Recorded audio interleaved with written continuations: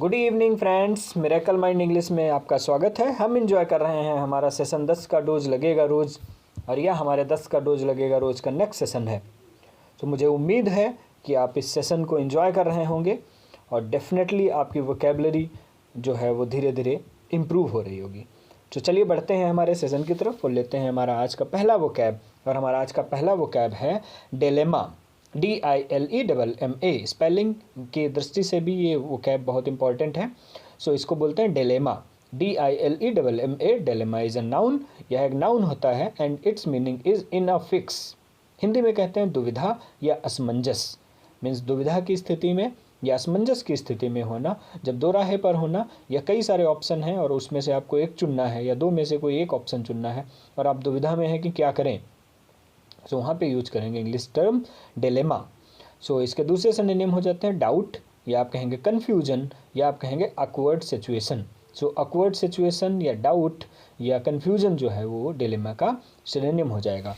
सो हम इसे सेंटेंस में समझेंगे। Students are in dilemma over the choice of career. So students are in dilemma, जो स्टूडेंट्स हैं वो दुविधा में हैं over the choice of career, career को चुनने में। सो करियर को चुनने को लेकर के स्टूडेंट्स में बहुत दुविधा है। आगे बढ़ेंगे, लेंगे हमारा अगला वोकैब, और हमारा अगला वोकैब है cavalcade. CAVALCADE। Cavalcade, CAVALCADE। Cavalcade is a noun. यह एक नाउन होता है and its meaning is a group of people walking on horseback और riding in vehicle. So a group of people, लोगों का एक समूह, वॉकिंग ऑन हॉर्स बैक, जो घोड़े पर सवार हो, या राइडिंग इन व्हीकल्स, या तो किन्हीं वाहनों से जा रहा हो। सो मीन्स बहुत सारे लोगों का समूह जो घोड़े पे जा रहा हो या वाहनों से जा रहा हो। आजकल के वाहन कार, बस या किसी भी चीज़ के थ्रू जा रहा हो तो उसके लिए बोलते हैं। हिंदी में बोलेंगे कारवां। सो ये कारवां है, काखा नहीं लिखा हुआ है, तो इसको बोलेंगे कारवां, या आप कहेंगे घुड़सवार दल। सो घुड़सवार दल या कारवां इसकी हिंदी होती है। सो आपने सुना होगा ना कि जब प्रधानमंत्री, प्राइम मिनिस्टर निकलते हैं या कोई और मिनिस्टर निकलता है तो उनके साथ बहुत सारी गाड़ियों की फ्लीट होती है। सो उसे टर्म दिया जाता है कैवलकेड। सो कैवलकेड का मतलब हो गया कारवां या घुड़सवार दल, दोनों केसेस में यूज किया जाता है। सो इसके जो दूसरे सिनोनिम हो जाते हैं वो हो जाते हैं कारवां। इसका इंग्लिश वर्ड भी होता है कारवां, या आप बोलेंगे मार्च, या आप बोलेंगे प्रोसेसन। सो प्रोसेसन, मार्च और कारवां इसके सिनोनिम हो जाएंगे। आगे बढ़ेंगे और इसे सेंटेंस में समझेंगे। The royal cavalcade proceeded in the parade of 26 January. जो रॉयल है, रॉयल कैवलकेड है, शाही जो घुड़सवार दल है, प्रोसीडेड मीन्स आगे बढ़ा, इन द परेड ऑफ 26 जनवरी। 26 जनवरी की परेड में जो शाही घुड़सवार दल है वह भी था, वह भी प्रोसीड किया। सो बढ़ेंगे आगे, लेंगे हमारा अगला वोकैब, और हमारा अगला वोकैब है despotism. DESPOTISM। Despotism. Despotism is a noun. Despotism जो है वो एक नाउन होता है and its meaning is absolute rule specially in cruel way. Absolute rule मतलब पूरी तरीके से एक व्यक्ति का ही शासन या एक ही शासन, specially in cruel way means निर्दयता के मामले में। हिंदी में बोला जाता है तानाशाही। डेस्पटिज्म का मतलब हिंदी में हो गया तानाशाही। इसके दूसरे सिनोनिम होते हैं क्रूअलिटी, या आप बोलेंगे ऑटोक्रेसी, या आप बोलेंगे tyranny. So tyranny, cruelty and autocracy इसका सिनोनिम हो जाएगा। सो हम इसे सेंटेंस में समझेंगे। Hitler is well known example of despotism. So Hitler जो तानाशाही है उसका सबसे बड़ा एग्जाम्पल है।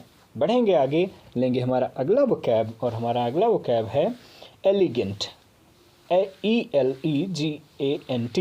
Elegant, ELEGANT। Elegant is an adjective, यह एक एडजेक्टिव होता है and its meaning is pleasingly graceful and stylist. Means कोई ऐसी चीज़ जो बहुत ही ग्रेसफुल है, बहुत ही स्टाइलिस्ट है और हमारे जो मन को है वो खुश करने वाली है। हिंदी में बोला जाता है मनमोहक।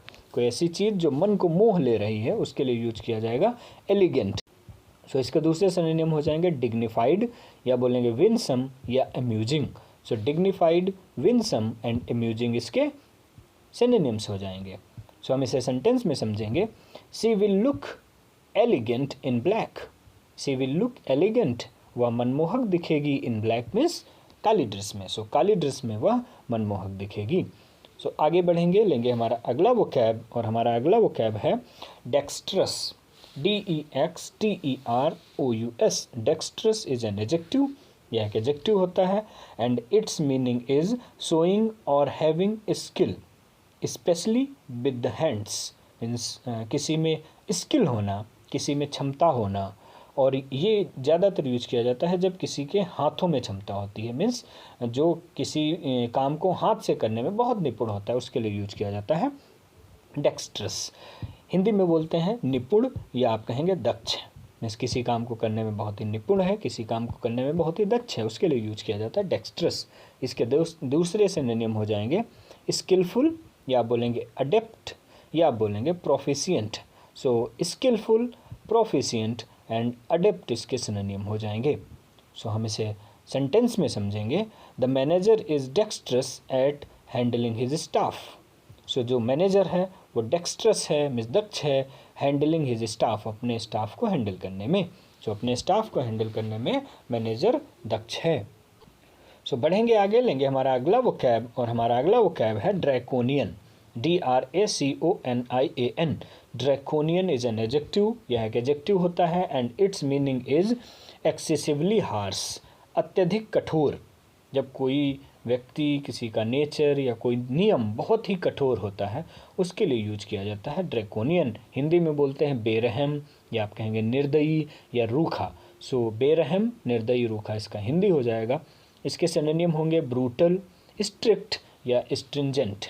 सो brutal and strict and stringent इसके सिनोनिम हो जाएंगे। सो हम इसे सेंटेंस में समझते हैं। Draconian measures have been implemented to control population growth। Draconian measures means बहुत ही निर्दयी या बहुत ही रूखा, बहुत ही बेरहम एक्शंस लिए गए, हैव बीन इम्प्लीमेंटेड लगा दिए गए, बहुत ही जो ड्रैकोनियन मेजर्स हैं वो लगा दिए गए to control population growth, population growth को रोकने के लिए, पॉपुलेशन की वृद्धि को रोकने के लिए बहुत ही बेरहम, बहुत ही निर्दयी, बहुत ही सख्त कानून लगाए गए। आगे बढ़ेंगे, लेंगे हमारा अगला वोकैब, और हमारा अगला वोकैब है डेट्रीमेंटल, DETRIMENTAL। सारे वोकैब्स जो भी आप कर रहे हैं उनकी स्पेलिंग को भी ध्यान से देखते हुए चलिएगा, क्योंकि स्पेलिंग भी बहुत इंपॉर्टेंट है राइटिंग के केस में। So detrimental is an adjective, detrimental एक एडजेक्टिव होता है, and its meaning is tending to cause harm, किसी को नुकसान पहुंचाने के उद्देश्य से। मीन्स कोई ऐसी चीज़ जो किसी को नुकसान पहुंचाती है, उसके लिए यूज किया जाता है डेट्रीमेंटल। हिंदी में कहेंगे हानिकारक या अहितकर। कोई भी चीज़ जो हानिकारक है, अहितकर है, किसी के हित की नहीं है, उसके लिए यूज किया जाएगा डेट्रीमेंटल। इसके सिनोनिम्स हो जाएंगे हार्मफुल, हर्टफुल या डिस्ट्रक्टिव। सो हार्मफुल, हर्टफुल और डिस्ट्रक्टिव इसके सिनोनिम हो जाएंगे। हम इसे सेंटेंस में समझेंगे। Smoking leaves detrimental effect on the health. So जो स्मोकिंग है वो छोड़ती है बहुत ही हानिकारक इफेक्ट ऑन द हेल्थ, सेहत पर। सो स्मोकिंग सेहत पर बहुत ही हानिकारक इफेक्ट छोड़ती है। आगे बढ़ेंगे, लेंगे हमारा अगला वोकैब, और हमारा अगला वोकैब है sinister, SINISTER। Sinister is an adjective, यह एक एडजेक्टिव होता है, and its meaning is terrible, भयावह, या इसका दूसरे केसेस में भी यूज होता है इनऑस्पिशियस के केस में। इनऑस्पिशियस का मतलब हो गया अशुभ। जब कोई चीज़ बहुत ही भयावह है या जब कोई चीज़ बहुत ही इनऑस्पिशियस है, तो ऑस्पिशियस का मतलब होता है शुभ। यहाँ से एक और वोकैब आप सीख जाएंगे, ऑस्पिशियस, AUSPICIOUS। ऑस्पिशियस का मतलब हो गया शुभ, और इसी में इन लगा देंगे तो हो जाएगा इनऑस्पिशियस, और इनऑस्पिशियस का मतलब हो गया अशुभ। सो जो सिनिस्टर वर्ड है इसका मतलब भी इनऑस्पिशियस के केस में होता है, और दूसरा केस होता है भयावह, टेरिबल के केस में। सो इसे टेरिबल बोलेंगे, फियरफुल बोलेंगे, या सो इसके सिनोनिम हो जाएंगे टेरिबल, फियरफुल या इनऑस्पिशियस। सो सिनिस्टर के सिनोनिम टेरिबल, फियरफुल और इनऑस्पिशियस हो जाएगा। सो हम इसे सेंटेंस में समझेंगे। The ruined house had a sinister look. जो बर्बाद हो गया है घर, रूइन मीन्स बर्बाद हो गया, बर्बाद हो गए घर का लुक जो है वो बहुत ही भयावह है, बहुत ही भयावह है। आगे बढ़ेंगे, लेंगे हमारा अगला वोकैब, और हमारा अगला वोकैब है डिसिक्रेट, Desecrate. Desecrate is a verb. यह एक verb. So its meaning is violate sanctity. Violate का मतलब तोड़ना, sanctity का मतलब पवित्रता. तो किसी की पवित्रता को तोड़ना, मतलब हिंदी में कहेंगे अपवित्र करना या भ्रष्ट बनाना. किसी को भ्रष्ट बनाना, किसी को अपवित्र करने के लिए यूज किया जाता है desecrate. सो desecrate मतलब अपवित्र करना. सो इसके दूसरे सिनोनिम हो जाएंगे profane, या आप कहेंगे pollute, या आप कहेंगे defile. So profane, pollute and defile जो है वो इसका सिनोनिम हो जाएगा. इसे हम सेंटेंस में समझेंगे. The writers desecrated the religious places. तो राइटर का मतलब होता है जो दंगा फैलाने वाले लोग हैं. राइट वर्ड से बनता है, RIOT. राइट का मतलब होता है दंगा. राइट का मतलब दंगा, और राइटर का मतलब हो गया जो लोग दंगा फैलाते हैं.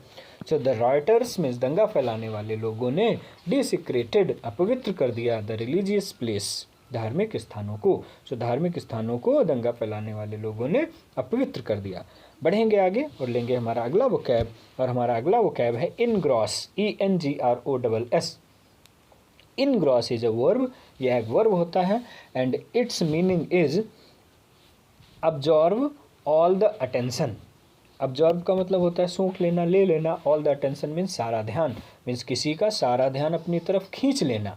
इनग्रॉस का मतलब हो गया सब सारा ध्यान अपनी तरफ खींच लेना. हिंदी में कहेंगे तल्लीन होना या तल्लीन कर देना. कहीं पर भी आप तल्लीन हो गए या आपने किसी को अपनी तरफ तल्लीन कर लिया, सो वहाँ पे यूज करेंगे इनग्रॉस. सो इसके सिनोनिम होंगे इंगेज. इंगेज हो जाएगा इसका सिनोनिम. इंथ्रॉल हो जाएगा या फैसिनेट हो जाएगा. सो इंगेज, इंथ्रॉल एंड फैसिनेट इसका सिनोनिम हो जाएगा. सो हम इसे सेंटेंस में समझेंगे. Engrossed in his book he forgot the time. Engrossed means वो अपनी किताबों में इतना तल्लीन हो गया कि वह समय भूल गया. मतलब किताबों में तल्लीन होने के कारण वह समय भूल गया. So thanks for watching this video. Keep learning, keep enjoying, और बने रहें हमारे साथ मिरेकल माइंड इंग्लिश में.